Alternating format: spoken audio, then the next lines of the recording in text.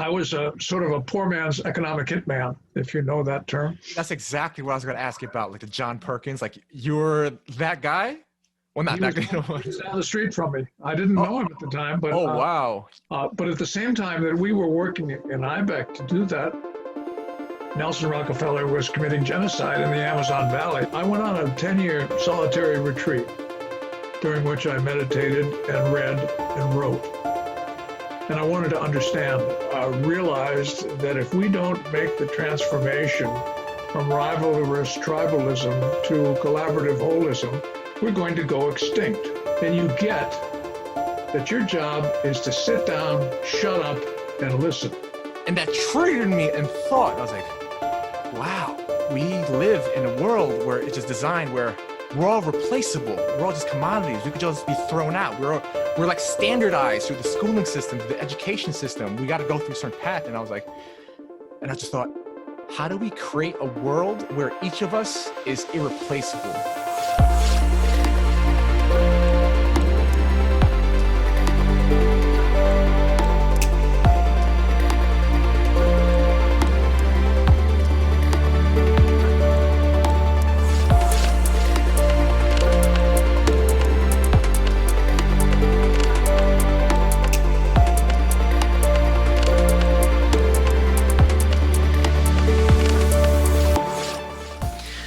Everyone, my name is Albert Kim, and this is, you guessed it, Noetic Nomads. Now, I'm sure a lot of you are thinking, what the hell does noetic mean? Well, okay, so Greek lesson of the day, the word noetic comes from the word nous, N-O-U-S, which means mind. So basically, noetic nomads, people who are wandering some land up here. So why did I start this thing? What is this place? You know, we've lived in a world for a long time where we're like, oh, we got to listen to an expert, blah, blah, blah. They tell us what right opinion is. And then we're like, we just happily accept it like the domesticated puppies that we are. Well, newsflash, the world, it's going to So that way of thinking isn't working so much anymore. They can't handle this increasingly complex world. I'm thinking, and many other people are thinking, you know what? Maybe the experts, maybe they don't know what the hell's going on. You know what? Who knows what's going on? The people who are actually experiencing the world. The people who are on the ground actually creating the world. So I started Noetic Nomads because no more, bowing down to the intelligentsia, the cognoscenti. It's about taking responsibility. Let's do some collective sense making. Let's get signal from all nodes in the network. What I want to do with this project, and who knows what happens in the future, right? I want to talk to actual real people,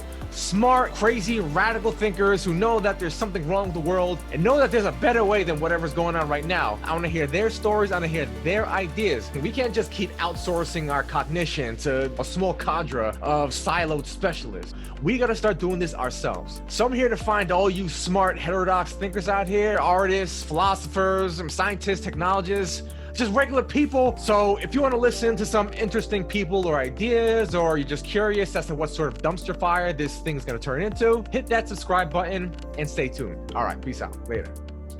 Recording. Okay, so hello everybody. Welcome to the inaugural episode of Noetic Nomads. I have no idea what I'm doing.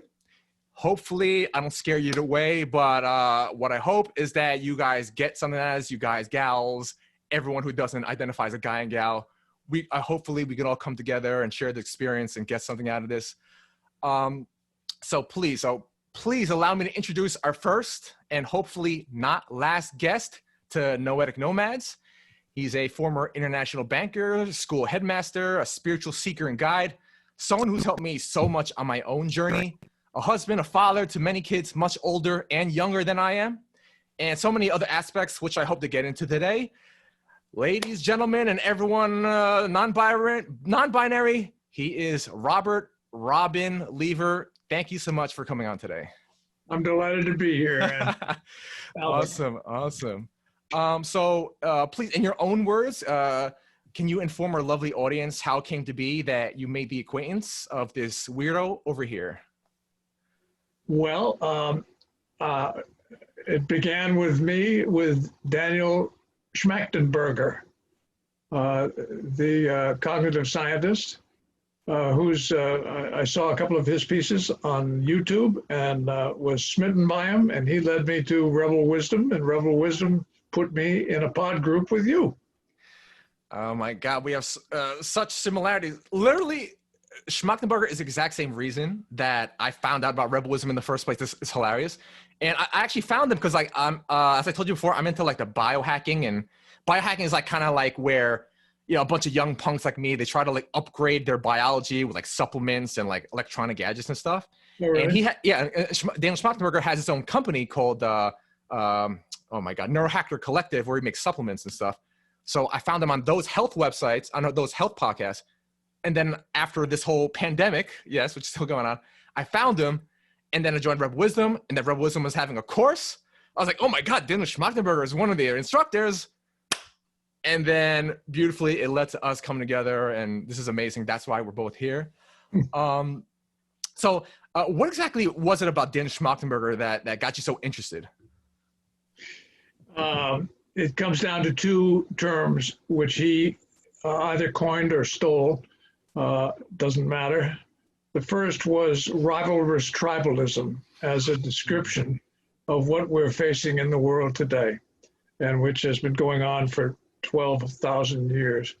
And the second was collaborative holism, which is the alternative context to rivalrous tribalism.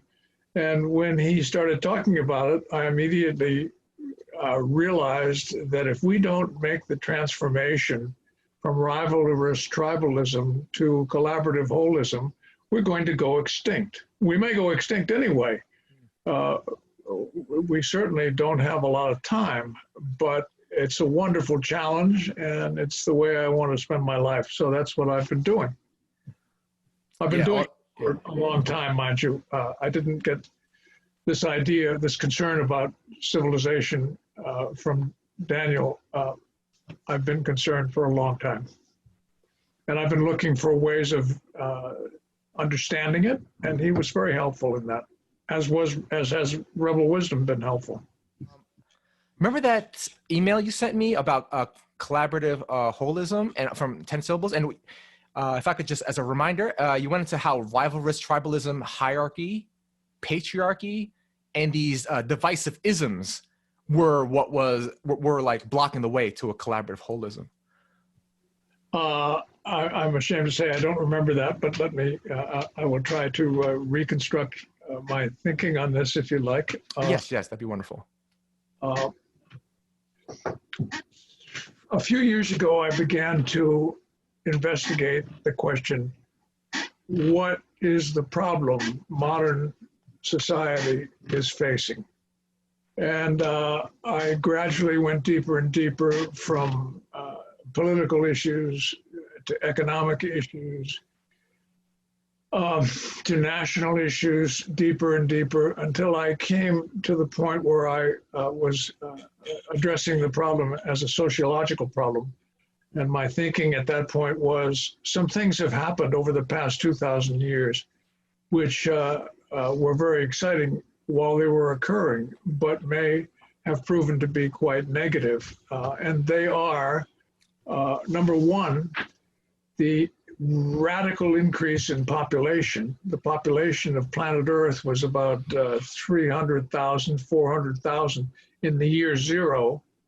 And in the 2020 years, it's gone to almost 8 billion. So there is that huge increase in population. At the same time, particularly from the 1400s, when Gutenberg invented the printing press, there's been an explosion of technology, science and technology. And at the same time, as happens in all modern societies, our language has become increasingly more abstract. It's larger and it's more abstract, which means that abstraction, as you know, is a left brain function, which means that we have gradually moved from a right brain orientation, which is an inductive reasoning, to a left brain orientation, which is more deductive reasoning, and to the point where we're now in imbalance, which you would expect with this radical increase in technology and the population explosion.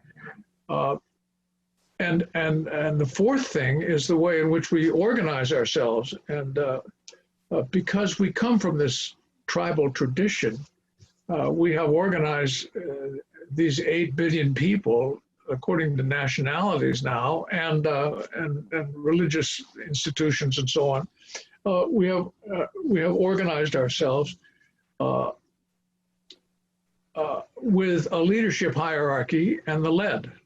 And the leadership hierarchy has become much more sophisticated with the technology and their understanding of psychology. And so it doesn't take a leadership hierarchy very long to realize that there's a fundamental conflict of interest between the leaders and the led. And the leaders have to control the led in order to get the leaders' objectives met. And they have become increasingly more sophisticated about doing this. And they have done it primarily by the creation of such things as neoliberal capitalism, which are fundamentally left brain functions. For the audience, let me just explain what I mean by left brain, right brain, deductive, inductive. My simple way of understanding inductive reasoning is that, therefore this, which is to say you look at the outside world, you see what's there, and you try to apply what you learn to your immediate life. Deductive reasoning, on the other hand, is this, therefore that, which is when you do experiments and you discover things and then you apply them to the world. For example, there are all kinds of examples over the past 500 years, but the steam engine led to the Industrial Revolution.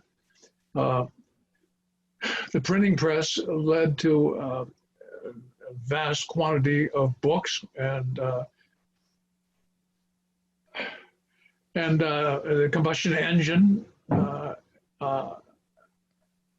Actually, I was born in 1939, which happens to have been 2 years after the computer was started, and 3 years before the first atomic bomb was set off.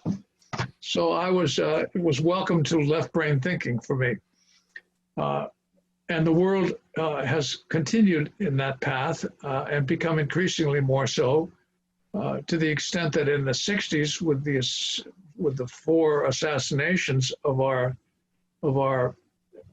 really intuitive right brain leaders, it became patently obvious that the deep state, the ruling class, intended to make this a neoliberal capitalistic system.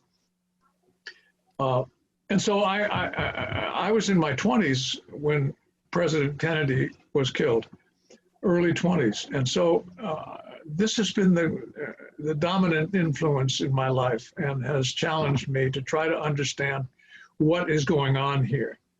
One of the things that went on that I've just learned about recently was the Powell Memorandum, which came out in 1971.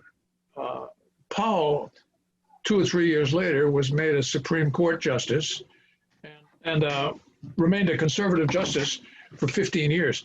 The memorandum said essentially,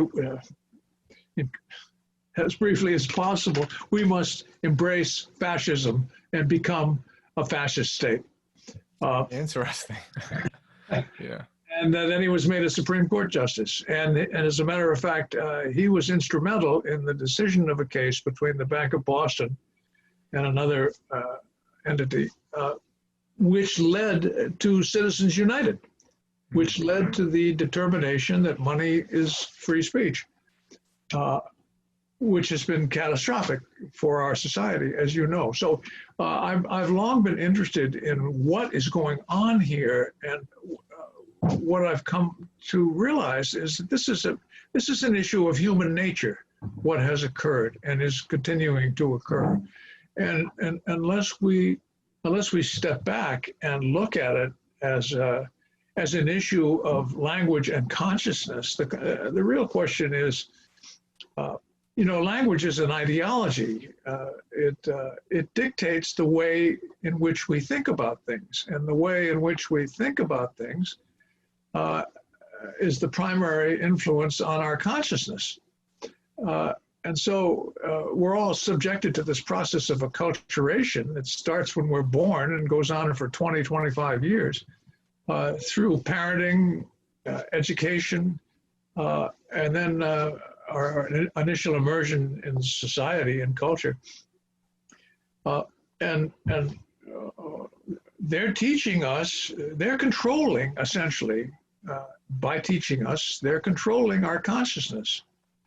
And the question that humanity faces, it seems to me, is how do we take back control of our consciousness? Now, as you may know, I've also been reading a lot about what consciousness is, and there was a wonderful physicist named Bohm, who was a very successful physicist back in the 40s. And he became friends with this Eastern mystic, Krishnamurti, and they had a lot of lengthy discussions, which I've been listening to with great interest. Bohm's contention, as a number of neuroscientists is today, is that consciousness is a creation. We create our own consciousness by the way we abstract nature and our environment.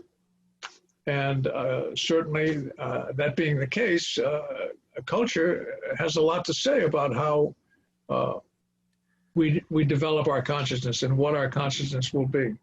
And so, to make a long story short, I'm fascinated. I think this is a human nature problem. I think this is a problem that's based on consciousness, and consciousness is a contrivance, is an invention. So the question is, are we as a species going to find commonality with our fellow man about what consciousness will be in such a way that we can make the transition from a competitive rivalrous tribalism to this collaborative holism? As you may recall, Schmachtenberger talks about changing the value system from doing something for myself or my tribe or my family, and having the entire value system be based on what we're able to do as individuals for life on Earth, for the entire shooting match. And so that's a very exciting possibility to me, and it's a very difficult undertaking, because the people who have an investment in rivalrous tribalism also have all the guns and all the power, and are least scrupulous about its application. And so they're a challenge. This entity that I'm in the process of starting with a few other people, called 10 Syllables. 10 Syllables, incidentally, is an effort at humor. The 10 syllables apply to the transformation of civilization. And they also apply to caterpillar, chrysalis, butterfly. Yeah, I thought that was brilliant how you did that, yeah. There are 10 syllables. 10 syllables, yeah. And actually, the transformation that we're talking about is very similar to the transformation that the caterpillar goes through, because he knows nothing of what's going on. He, in fact, goes to war against the cells of the chrysalis and is defeated by this overwhelming onslaught, and perishes and turns into the cellular construction of the chrysalis and then the butterfly. And the caterpillar, as this is beginning, the caterpillar, very much like mankind today, is desperate, confused, eating ravishly, consuming ravishly for reasons he doesn't fully understand. And that's where we are today. So 10 Syllables is trying to gather people. I don't want to get ahead of you. Should I? Yeah, go ahead. Yes, that's fine. 10 Syllables is trying to gather people into small communities around the world in which they can, well, let me back up for a minute. one of the things that's happened in our society is that we have become a society of addicts. We are addicted to consumption, and we are suffering from Stockholm syndrome. Yes, we are, yeah. By which I mean that nobody has castigated, much less imprisoned, George Bush for lying us into the Iraqi war and into the war against terrorism, or prosecuted him for using torture to get people to confirm his lies. Nobody prosecuted Wall Street when they stole trillions of dollars from the American economy, from the American taxpayer, basically. So, we're not calling any of these crimes what they are. This issue of these wars in the Middle East, I mean, a little inductive reasoning would tell you that they're not a good idea. Yeah. We become bystanders. We're just watching the spectacle, and like we're disempowered. Yeah. Yeah, and so we're suffering from. We're addicted, and I see the Big Ten is going to have a football season after all. They're the richest group of teams in the country. And that's feeding our addiction. You give most Americans a cold beer and an NFL game, and they're all set. And we've got the Stockholm syndrome. So we've got to. The idea of 10 syllables is to get people into small groups and to start them on the process of mending themselves and one another. And the essence of mending is the essence of healing, which is to listen, to elicit and listen to people so that they feel accepted enough to begin processing their conflicts. So we're going to try to do that on an individual level, and then we're going to try to mobilize these groups to begin the process of withdrawing from the tribal hierarchy and its institutions. From little things like taking your mortgage, which may be held by some Wall Street investment house, back and placing it with a local co-op where they don't sell the mortgages, that kind of thing. To refusing to participate in many of the institutions which are serving the tribalism, the hierarchy, and at the same time building alternative institutions. For example, building digital currencies, localized digital currencies to replace the dollar. Starting public banks like the Bank of North Dakota, which is incidentally the only public bank in the country. They know that we're onto something with public banks. And it's the only public bank in the country, but it is more profitable than any of the private banks in terms of return on capital. It's much smaller than those Wall Street banks, but in terms of return on capital, it's the most profitable bank in the country. And, students in North Dakota can get their student loans for half the interest rate. Mortgages are lower. Business loans are lower. Mm-hmm. So undertaking, and there are people all across the country who are trying this, but thus far we've been thwarted by the interests of Wall Street and the big banks. So these are the kinds of things we're going to be withdrawing from and beginning to engage in. And it is my hope that once we have begun the process of healing ourselves, we will become radically more effective. Part of the process of healing ourselves is to develop self-understanding and personal integration, by which I mean getting into consensus so that your effectiveness is not impaired by inner conflict.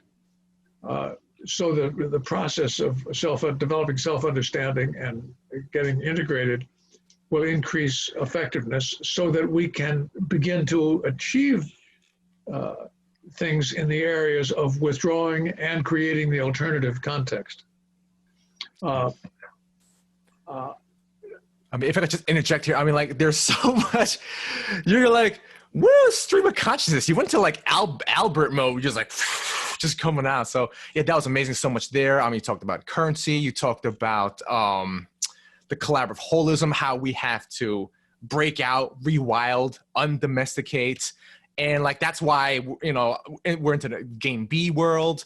And they just had at the STOA, they just had an event with Future Thinkers, which is a couple, Mike and Yuvi, who were actually building a smart village in the countryside of Canada. And like I said, they're going to have digital. I asked them a question. Are you going to have digital currency? They're like, yes. I was like, yes, back. Oh, like, great. Exactly. So, I mean, like, I'm very excited about, you know, all this stuff happening. And you talked about, I read about your usage of sociocracy and how we could build new systems where it's not hierarchical. We go circle back around on that, but I want to go back because like, I remember in our intro Sense Making 101 session that we were giving our little intros, and I couldn't help but have my ears perk up when you said that you were a friend of the Rockefellers. I don't know if I'm misremembering that, but like, I think that's very interesting, especially what you're talking about, the deep state. And like, if I recall that you were an international banker and then something happened and then you're like, you know what, I'm out of here. There's something wrong. So if you could just oblige us and bring us back to the beginning and how your journey started. Sure. I'm a fairly prototypical middle-class American. I was born into fairly humble origins. My father was a salesman in business. My mother was an artist, which meant that I had an early combination of right and left brain reasoning going on.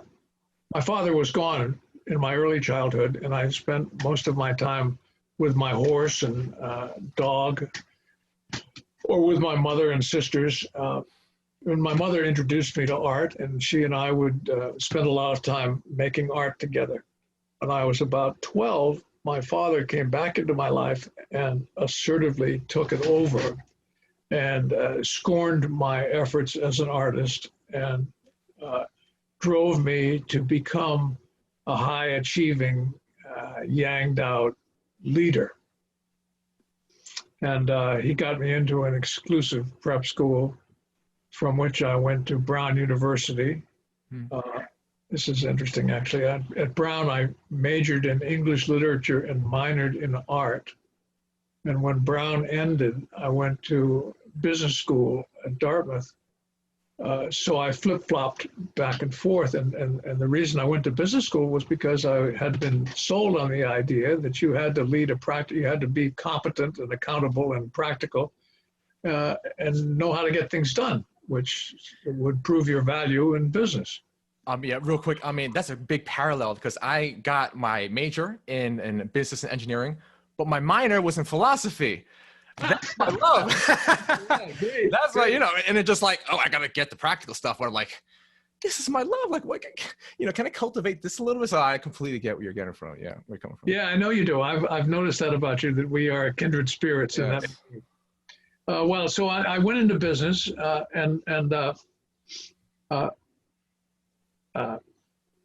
the Rockefeller family had many members attend Dartmouth. And so Nelson Rockefeller's son, Rodman, interviewed at the Tuck School, the business school. And I was offered a job in the Rockefeller Company, the International Basic Economy Corporation. And I took the offer, delighted, and was sent to South America. And had a wonderful time.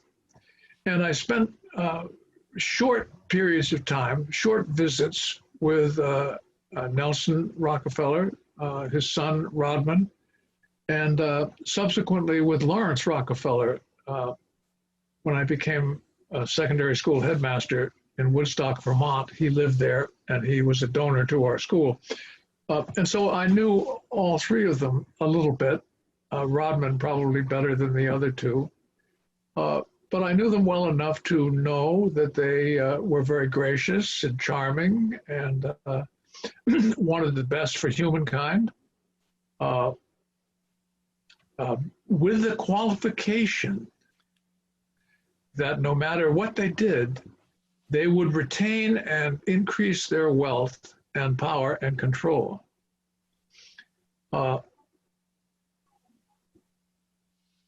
This was the first time I heard about the New World Order, about one world government, which they talked about as inevitable. And they talked about population control as inevitable, but in the nicest ways. Those of us who were not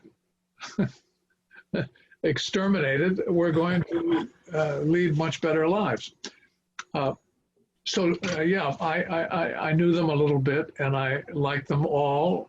They were unfailingly fun to hang out with. I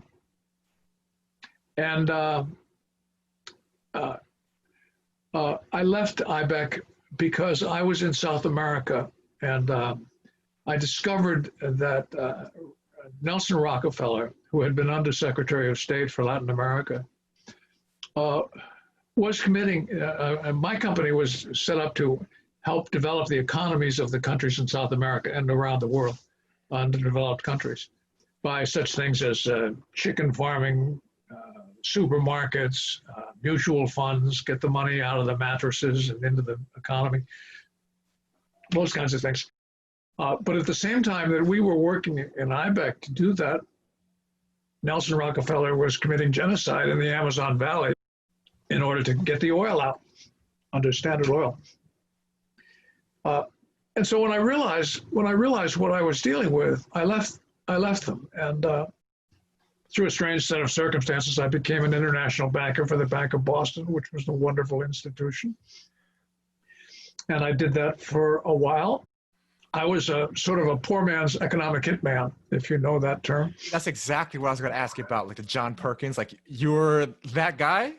Well, not that guy. He was down the street from me. I didn't know him at the time, but wow. I was doing basically the same kind of thing. We were lending money to people who would not be able to repay it.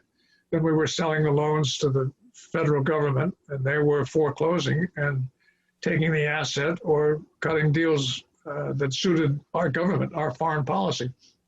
Oh, wait, just to circle back, just clarify. So, like, you mean John Perkins, you were working at the same time, but he was in like another country? No, he was down the street. He was also literally down the street. He worked for an engineering firm. Wow. His firm did the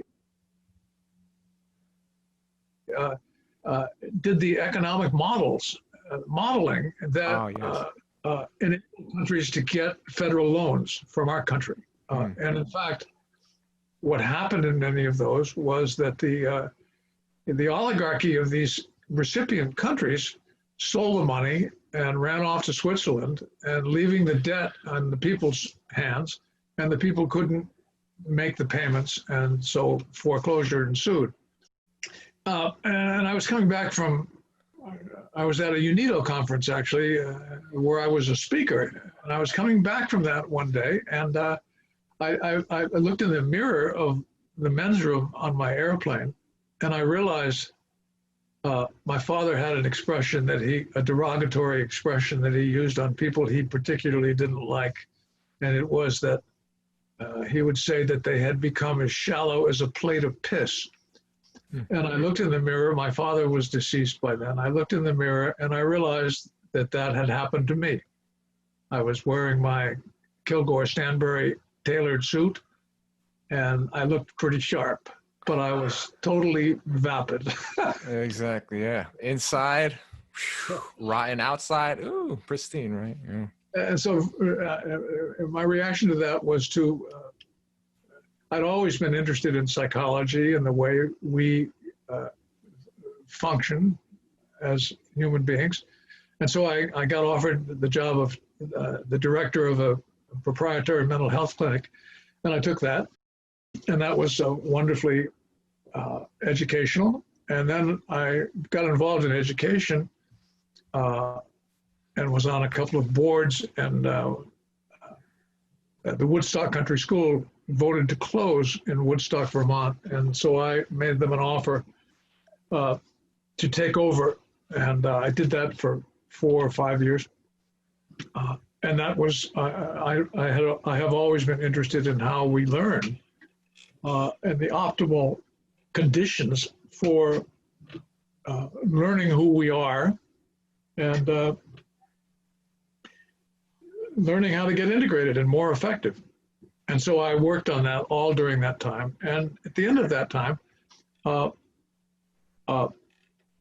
didn't know what I was going to do next. And a friend loaned me their cottage up on Campobello Island, and I went up there alone. And I started meditating. I had never meditated, but my students had always mocked me for not meditating. And so I started, I started 20 minutes in the afternoon, and then a month went by, and I was meditating essentially all day long. And I had an experience, a miraculous healing with a very small bird, and it brought me to the conclusion that I wanted to stop running things completely. Management is a tough job because you have to manipulate everybody all the time. You have to manipulate your employees, your customers, your board members, your bankers. I mean, it's just continual. And it's not, I felt it's not the way I want to lead my life. And it's true with nonprofits too. I mean, I had to manipulate my students, my faculty, my building and grounds people, my board, Lawrence Rockefeller to give us more money. I mean, it was just unending. And I wanted to get away from that and just shut up and pay attention to life. And that's what I have been doing since 1980. And after I went on a 10-year solitary retreat during which I meditated and read and wrote. And I wanted to understand. It was a wonderful time. I went back through a number of philosophers from the very earliest, right up through Jung and Freud and Sakioli and all those guys. And it was a great time. I would get a book, buy a book, and I would start reading it. And if I got so I could tell whether the guy was a fake or not, and if I discovered that he was, I just threw the book aside and picked up another book. And I was able to put together some really wonderful ideas about how people can develop self-understanding and personal integration. Oh, real quick, can you inform our audience of what that hard and fast rule you informed me of, how you know they're full of shit? Yes. The first thing is they have a propensity for the consonant but. Exactly. And there is no such thing as but in nature. There is only and. Exactly. And their propensity caused them to exclude and to claim superiority. And there is no superiority, we're all winging it here. Yeah, I saw that in myself. I was like, I'm writing something and then I write, but I'm like, oh no, Robin told me I shouldn't do that. And then I'm like, the mindset changes. So I completely understand where you're coming from with that. Yeah. And so I would throw them away. But at the same time, I discovered some treasures of guys who were not very well known, but were really enlightened. So it was a very rich time. And after 10 years, I began to get invited to speak, and I developed my course in self-understanding and personal integration. And it's a course, my younger students named it the course in figuring out who you are, what you should be doing with your life, and how you should go about doing it. And that's a great description. And so I did that one-on-one, and about 20 years ago, I had a friend at Harvard Business School who taught entrepreneurship at Harvard Business School, and he got me involved in a seminar for people who teach entrepreneurship from around the world, the Price Babson Seminar for Entrepreneurship Educators. And that was wonderful. And I gave them a paper about right education to help entrepreneurs become more integrated and thereby increase their success rates. The success rate is about, I think it's 10% of new ventures still exist after 5 years. If you could increase that to 20%, you would double it. And a little bit of personal integration would certainly achieve that. The problem was, and is, that entrepreneurs are not inclined to look inside. And you have to look inside to develop self-understanding and personal integration, to figure out who you are and what you really want to be doing with your life. Many of them, these bright young men, I didn't have any women, many of them would sign up for my course and be very enthusiastic so that they could use what I was going to teach them to be more influential with venture capital sources. Game B, using game B for game A. Aye. Yeah. Right, they regressed into game A. There's a basic antipathy between business and psychology, always has been. And the reason is that business, it's been glorified, but business is very hard. Capitalism is very hard on those who practice it. And most of them stay in denial of that fact in order to amass ever more money and power. But it takes a toll. John Kenneth Galbraith, the great economist and ambassador to India under Jack Kennedy, once wrote a piece in the New York Times in which he said, pay CEOs whatever they want because they have an impossible life, which was very interesting. And so that led me into thinking about what's going on in the world, and that led me to 10 syllables. Have I answered your question? Yes. That was beautiful. So much there. I like to talk more about some of your learnings and some of the teachers that you found to be really helpful for you. I looked at your blog post. Yes, I did my research. And there's this part here about truth that if you'd allow me, I'd like to quote, "What is truth? As any neurologist will test, if there is such a thing as truth, we humans sure don't have the capacity to recognize it. As any linguist will tell you, we humans learned abstraction at about the same time we learned language, probably 30, 50,000 years ago. And we've been abstracting at an accelerating rate ever since, to the point where we've reified many of our most common abstractions. We've made our symbols more real than the things they symbolize. Truth is such a reified abstraction." And I love that part, especially now in the current age where it's like, everyone's like, oh, post-truth era. And I'm like, I just laugh. Post-truth era? When were we ever in the truth era? This is weird. Like the whole thing about truth being a reified abstraction, it dovetails with Baudrillard's work, with the hyperreal and the real versus the simulacra and the simulation. So I was wondering if you could go deeper on truth and maybe some of the thinkers and concepts that you found really helpful. Gee, I'm thinking of my initial sources on my thinking about truth. Well, if I could just give you a prompt. Just let me finish. I had to say that the first one was Ram Dass. Ram Dass, okay. Who was the one, he's recently passed away, wonderful man. And he, I think he wrote a book called The Only Dance That Is, which I read when I was in my 30s. And I was profoundly moved by it. And the second one was I went through Est with Werner Erhard and read everything I could about what he was trying to do with that program. And I came away feeling he was onto something, but he had personal problems, which curtailed his ability to succeed. But I think my foremost influence was Mohandas K. Gandhi. When I was a child, my mother, who was an autodidact, she would take 3 years to study Gandhi, for example. And while she was doing it, she would lecture us about who he was and what he was trying to do. And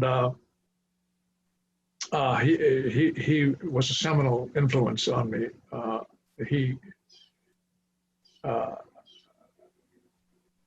He introduced me to the idea of attend to the means and trust that the ends will take care of themselves, or not, as the case may be, which, and the means are taking responsibility for what you create out of your life.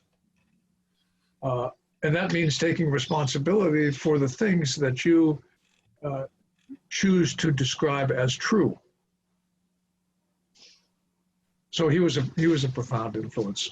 Sorry, I interrupted you a minute ago. No, because I was just like, I've noticed that a lot of your writings that you talk about Alfred Korzybski, and I had no idea who he was, right? And then I did a little bit of research. Oh, he's like, oh, he's the guy that came up with the maxim, the map is not the territory. Oh, so he's that guy. So so I'd like to know like how his work had impact on your personal philosophy.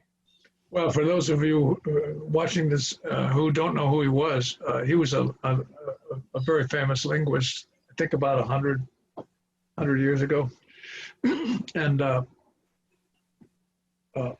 his basic message was, what you say a thing is, it isn't. Mm. He was making the distinction between the unknowable reality, which we don't have the sense or the intelligence to know,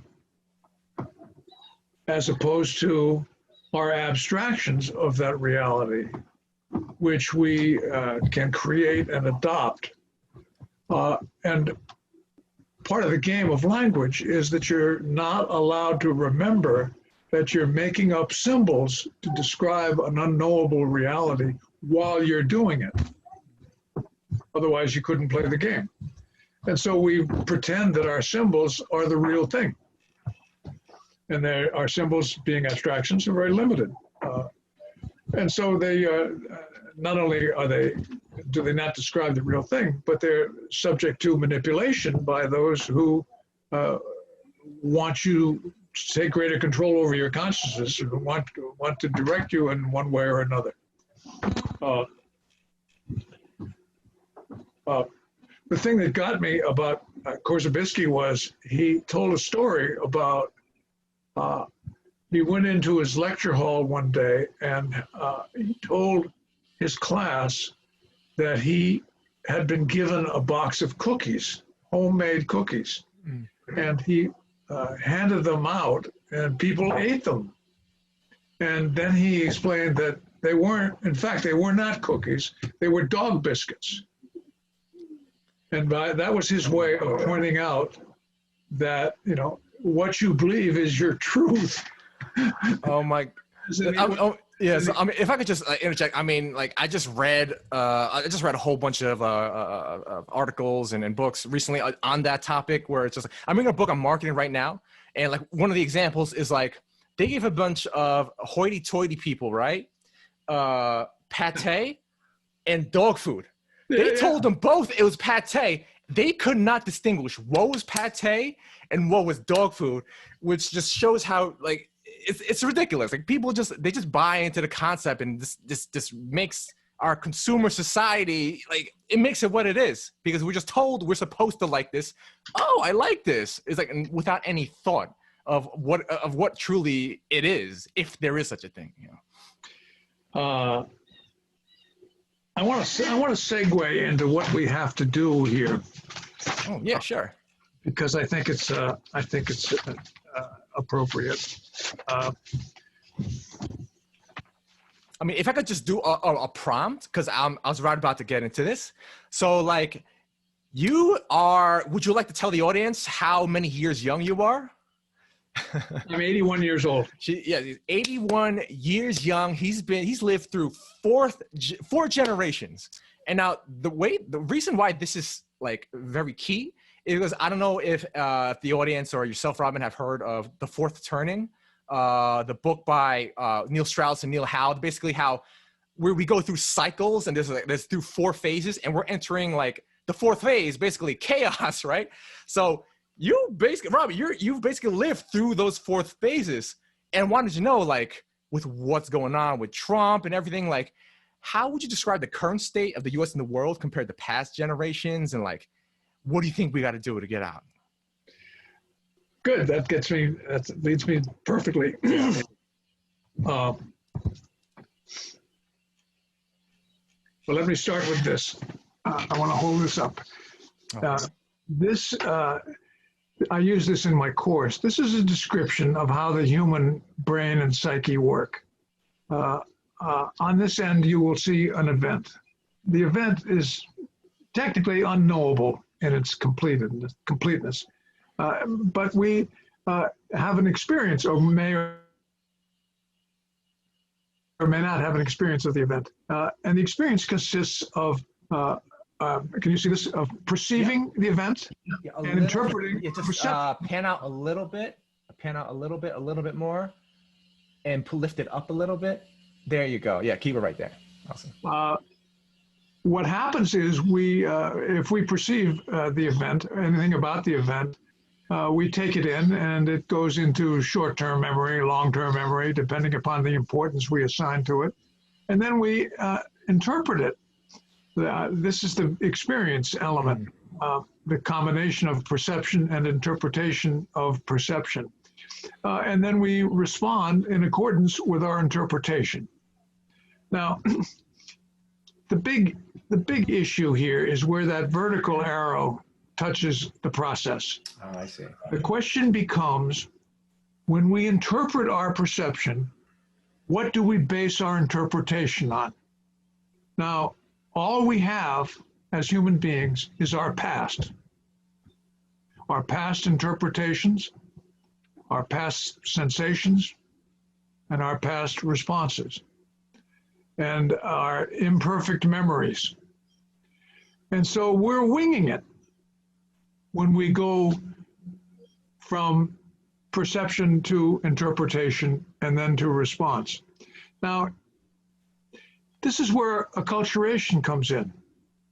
We are taken over as children, and we are told how to think, and our consciousness is molded by our parents and the institutions we are involved with.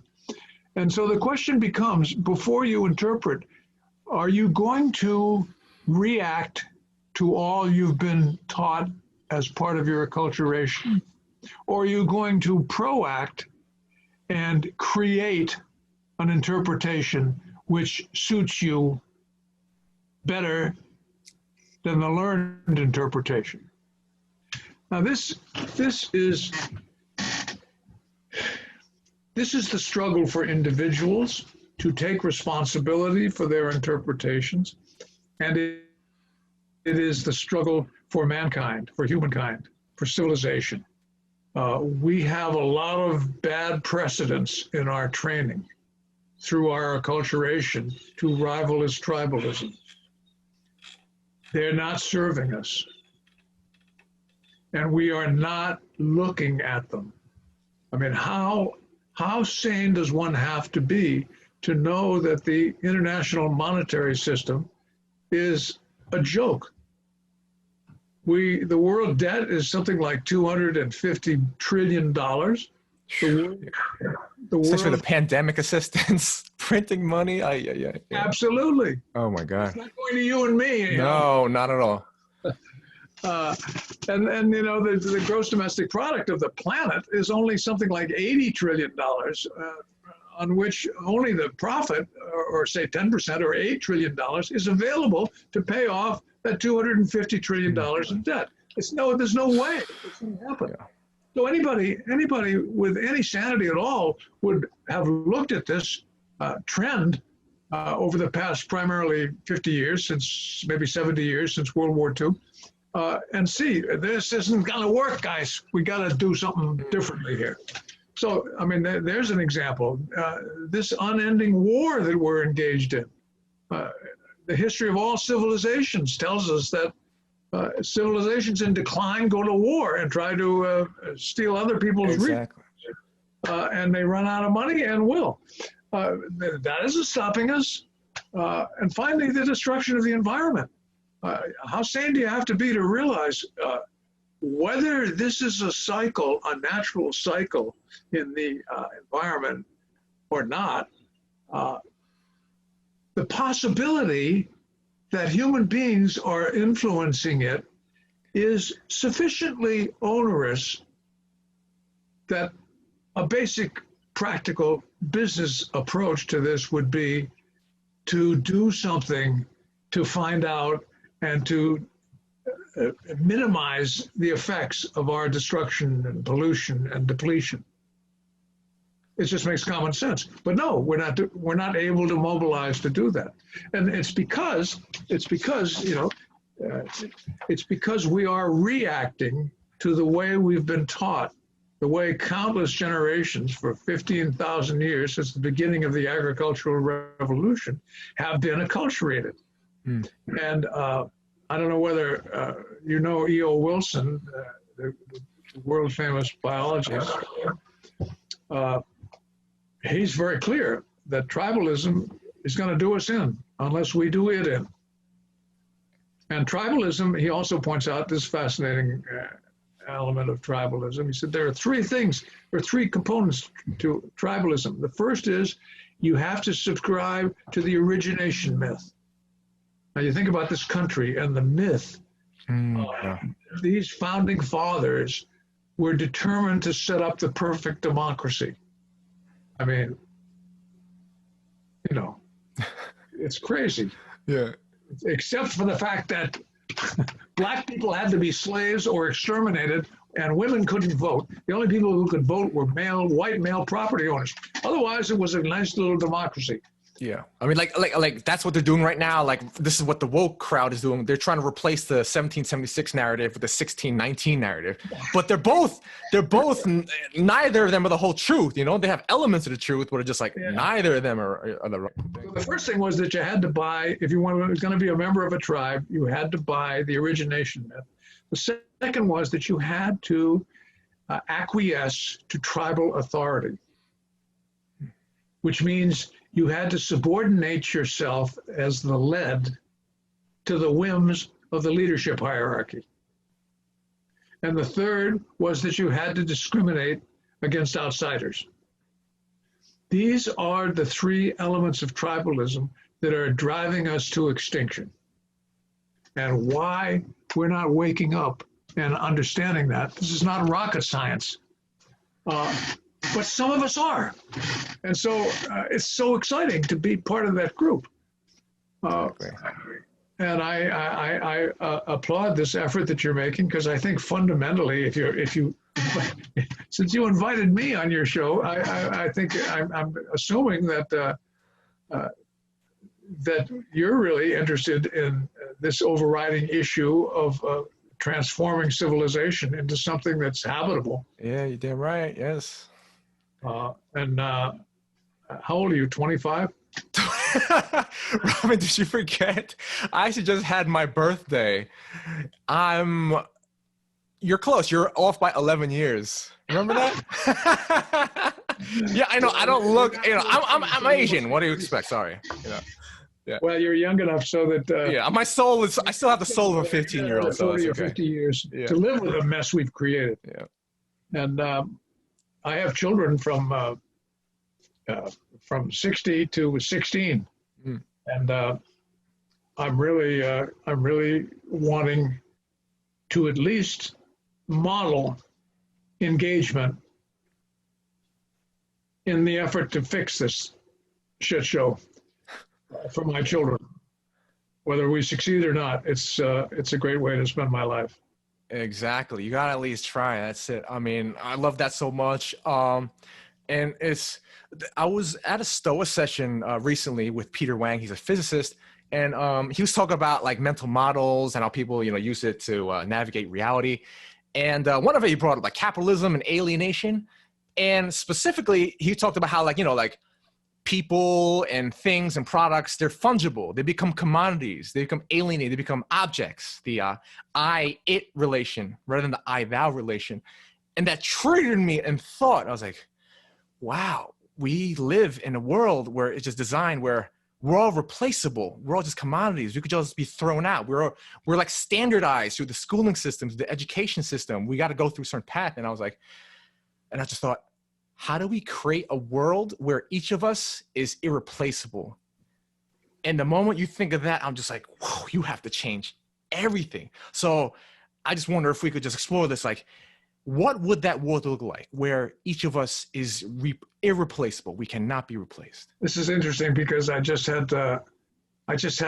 was walking yesterday in the forest, and I encountered a fireman, and we had a conversation about this very subject as we were wow, synchronicity in the forest.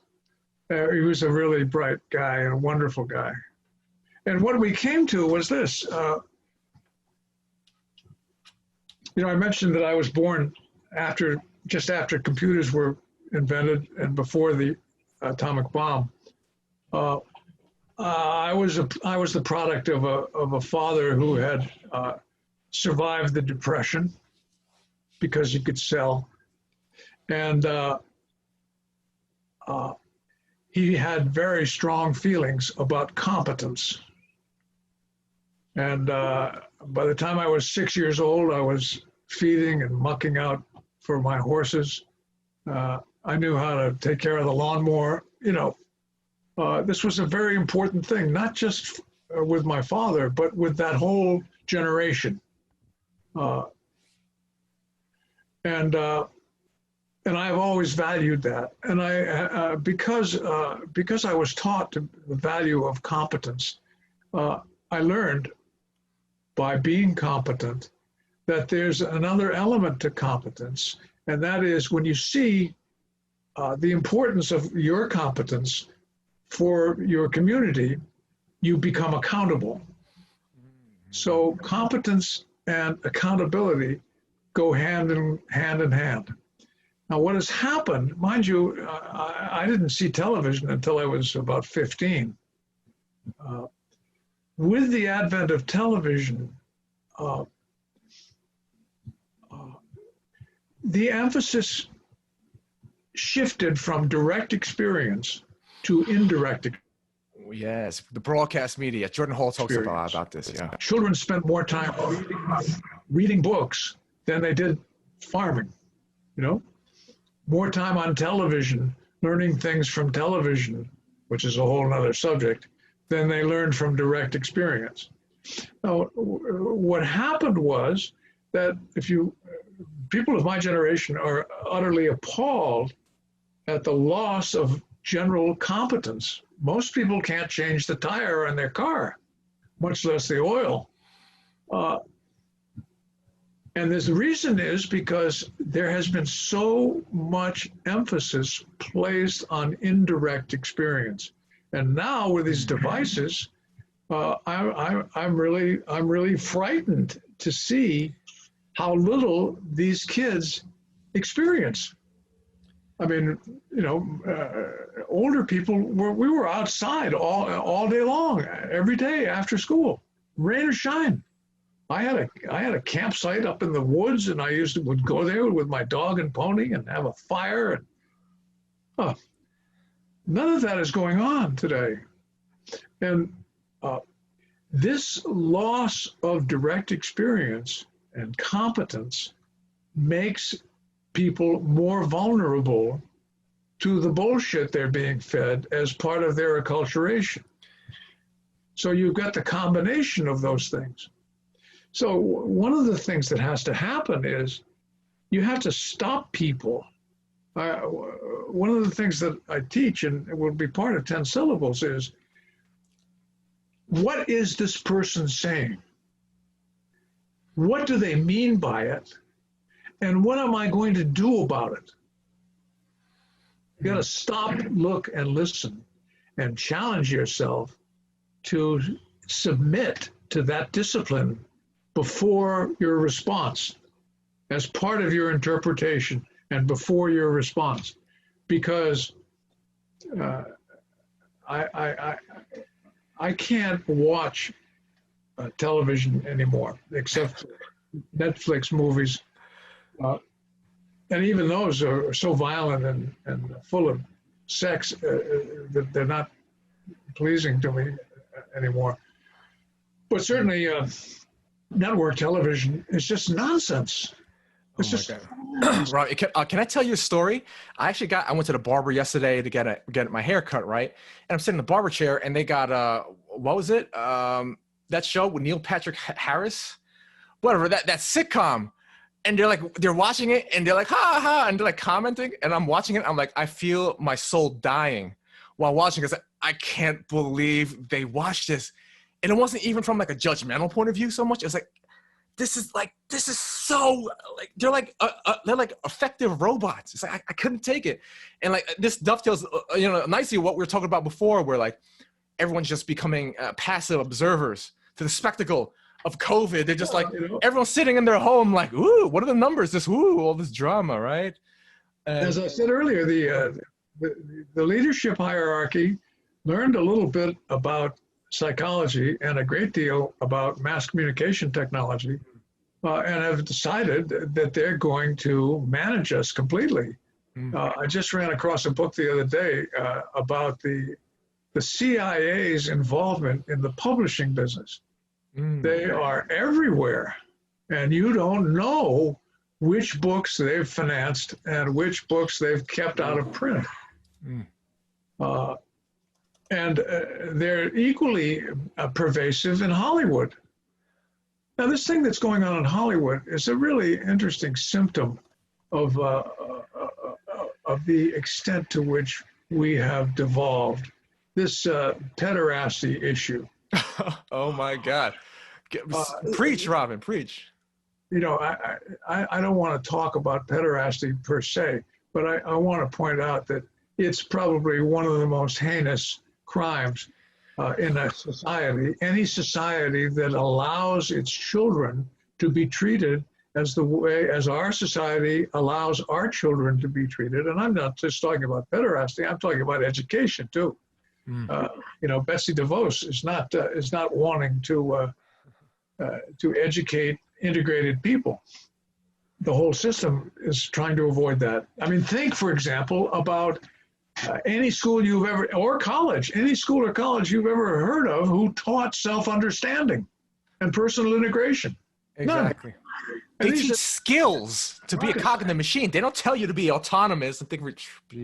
So we have this glaring symptom of the underlying decay in our society in pederasty, and yet they cannot solve any of the crimes. We know nothing about Epstein and who flew on his plane. We don't even know where his money came from or what the circumstances were. We know nothing. I read somewhere that 80 children were discovered a week or so ago. 80 children who had been picked up. Something like 500,000 children disappear in this country every year. And we have not chosen to solve that problem. I mean, I just saw a documentary. It's actually on YouTube. If you search for it, it's called Out of Shadows. It's a stuntman who I've seen that. Oh, you saw it? Oh, so for the audience, he was a Hollywood stuntman. He was one of the biggest stuntmen in Hollywood, and he was doing, he was working with all these Hollywood stars. And one day he got a really bad injury, and he was working with his physical therapist, and his physical therapist said, "Hey, is it okay if I pray for you?" And the stuntman was like, "Okay, fine, whatever. I'm not into that, but go ahead." And then she kept doing it. And then one day he was like, "Why do you keep doing this? Like, do you really believe in this stuff?" She was like, "Honey, if you've seen what I've seen happen to these kids in Hollywood, and I have to come and fix them, you would pray too for all the evil that's going on." And I was like, whoa. So yeah, I mean, we've heard, I mean, I'm sure anyone who's dug into this at all, I mean, they've heard about these pedophile Hollywood stuff, but I mean, like, with this Epstein stuff, it's getting super real. And it's just like, man, it's just nuts. So Robin, so like, I just want to go back to what you said about being effective. And like, that's actually one of the reasons why I started this thing, why I'm putting myself out there, why Crazy Albert is coming out of his shell and talking to important people like you and all these other people, is because I was like I realized that once I understood myself, I was like, I have a certain set of skills. I have gifts. I'm not normal. But here's the thing. In the coming age, normal is a liability. So I realized I have these strengths. I have these specific capacities that I like, and to affect what I want, what we all want. This is better, you know, this beautiful world where none of us are replaceable. I got to go out. I got to start talking. I got to start crazy. I got to start networking. So I love that. And if I could just follow it up, because one of the things that really was profound for me, and that at first I was like, what is Robin talking about? How your definition of love, and your definition of love, hopefully I'm not bastardizing it, is unbiased listening. And I didn't get that at first, right? And I was like, love is listening? But then as we did the course, and then as I listened to you and I was open to you and you listened to me, and I even cried on cam, which is embarrassing, but it's really important for me. And then it was just like, wow. And then even more possibly importantly, which goes to what you're saying before, that I was able to listen to myself. Because I said, like, my goal going into the course was like, I want to find out who I am and what I really want. And I was like, and by listening to myself, this unbiased listening, this love of myself, I was able to tap into who I am. I was like, wow. And then I feel this healing. Yep. And then I feel this emergence of this capacity. And now I'm like, oh, now I know what I want. And I'm doing it right now. Hopefully it doesn't blow up tomorrow, but like, hopefully this is the start of something new. And thank you so much for that, Robin. I just wanted to say. Yeah, well, as you know, because you read,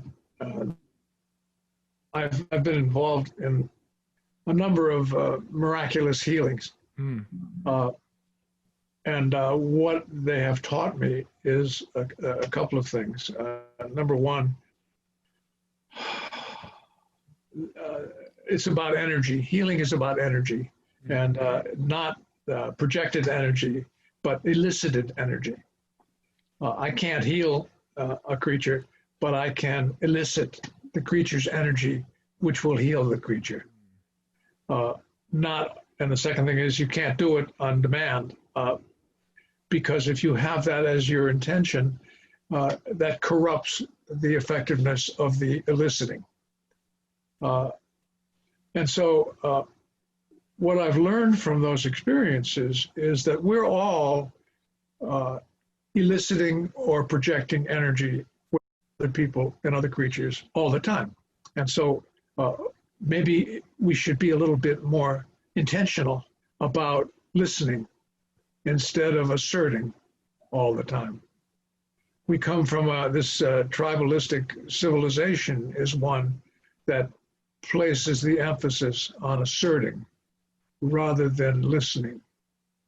And if you look at other civilizations, the American Indians, for example, their whole culture was based on listening to nature and responding as they felt nature was telling them was appropriate.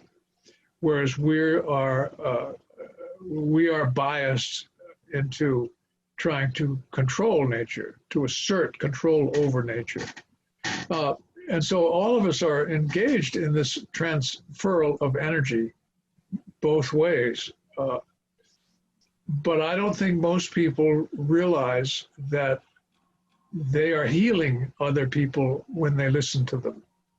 And if they can listen to them with an absence of bias, such that they don't continually interpret what they're hearing, they just listen to it, that is much more powerful eliciting energy and is much more healing.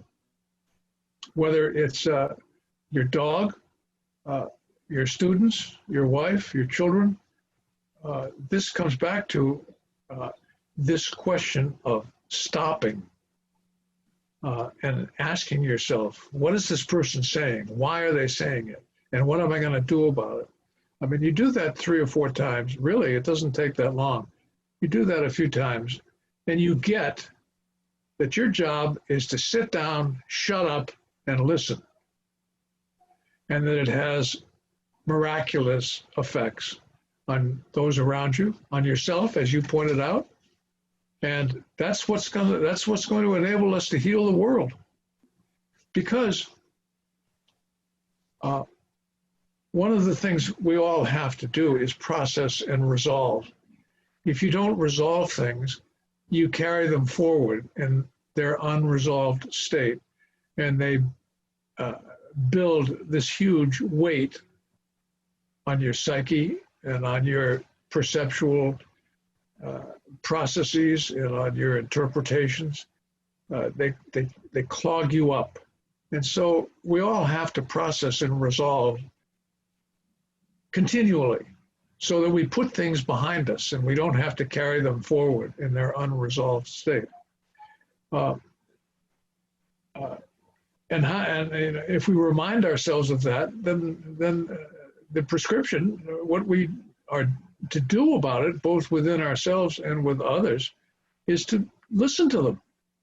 Because when you listen, you will elicit their processing. And when they process, they resolve, whether it's in the conventional psychotherapeutic relationship or with the Acadia flycatcher in Maine. That's how it works. And that, again, is the opposite of our bias in modern society. You know, how much have we listened to Gaia, to Mother Earth? We refuse to listen. How much are we listening to the children in our society? We are refusing to listen. Well, I mean, yeah, I mean, what your gift, I mean, thank you so much, because this is exactly what society needs. We're not listening to each other. And hopefully with this show, whatever this becomes, I could practice these skills and I can help listen and help the world heal. So I'm trying to, I'm taking the torch, Robin, please. I mean, thank you so much for everything. And so, I mean, we're gonna wrap this up pretty soon. I know we've been on for long. You said I only do this for like 44 minutes. Please, Robin, you got so much. So let's just close it off with a few more questions, a few more explorations. So I also know, like, who or what inspires you? Like you said, some people that you already like your future teachers, but who or what currently inspires you in this world?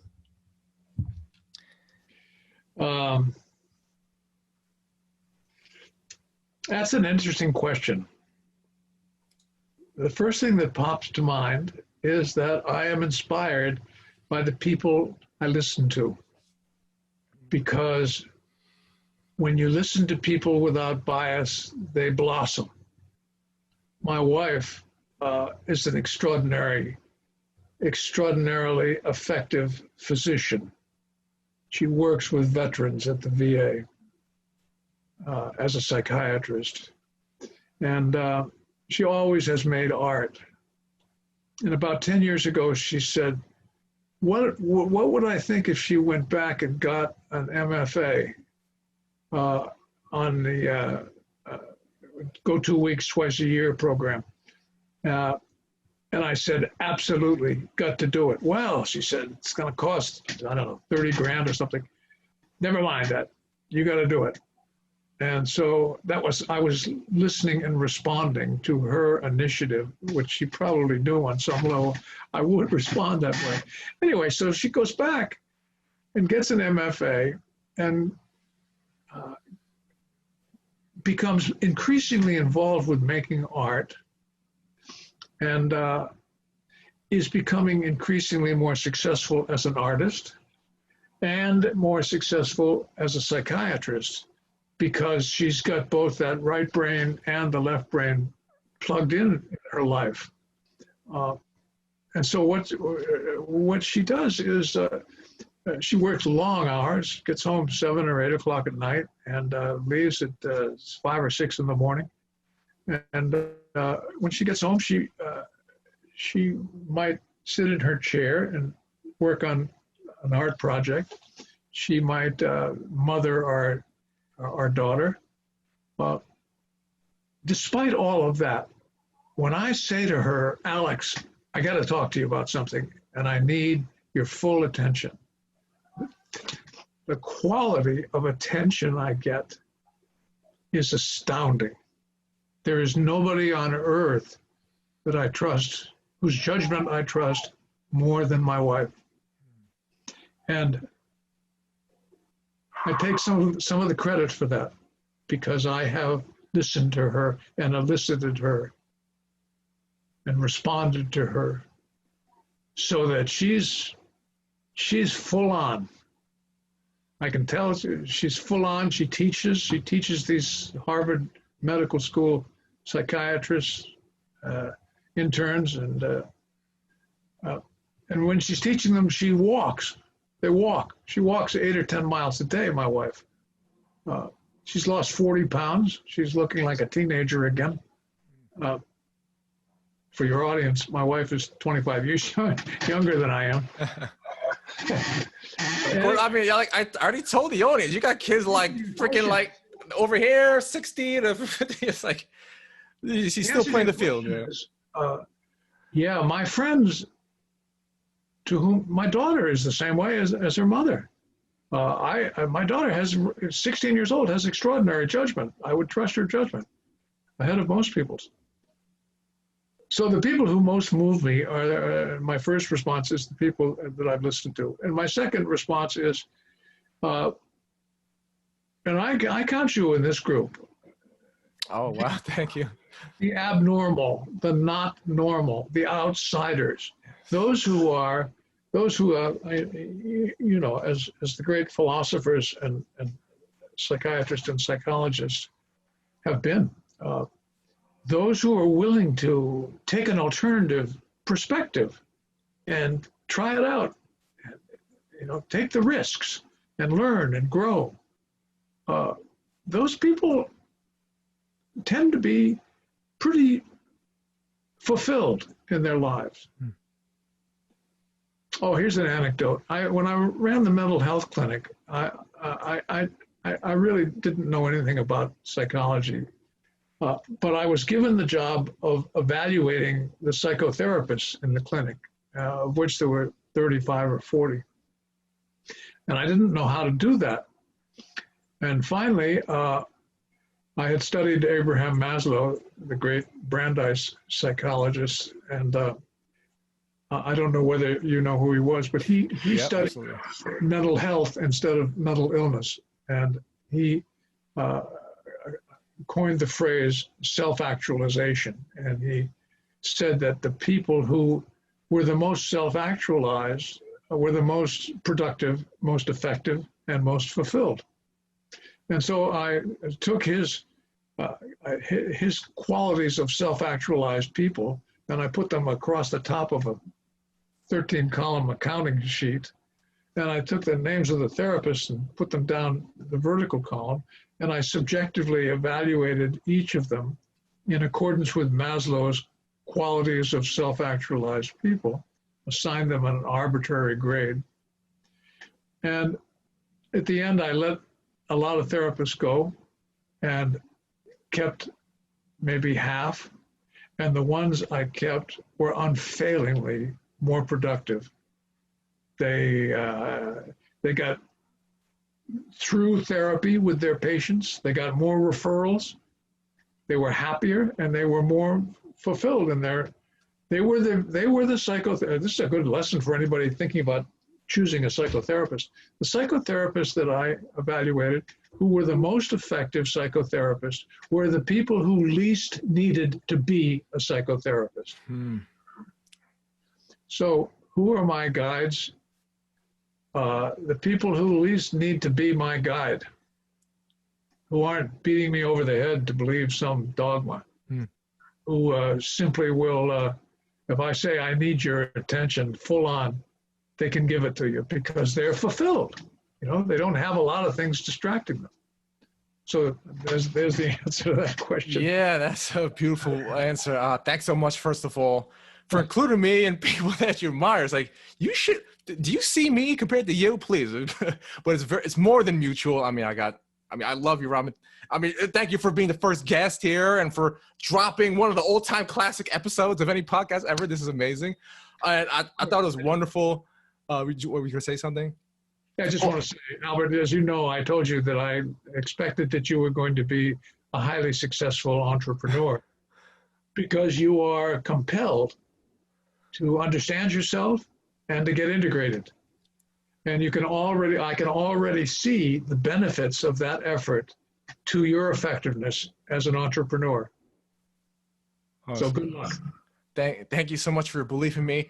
I don't know if I quite believe it yet. Like I said, like in this game B world, I don't even know. Like entrepreneur, I don't know. Maybe I'll do something, but I really appreciate your support. Thank you. And I thought it was beautiful. I talked about the reciprocal opening with yourself and your wife. How by listening to her intently, you open up her capacity to listen to you, and it just grows from that. And also this left-right brain dichotomy, which people like you, me, and your wife all reject. She's a like psychiatrist / artist. You're an artist. I saw those wonderful award-winning sculptures. I'm gonna link to them.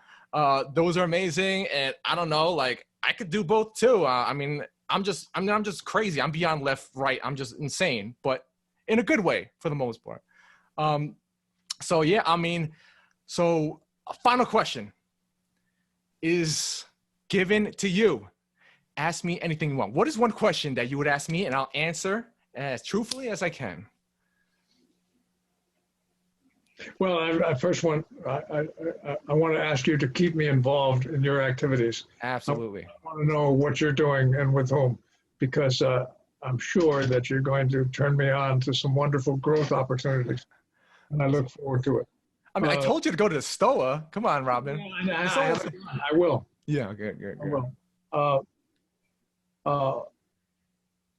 Did you want me to make an observation or ask you a question? Just whatever you feel is a lot for you.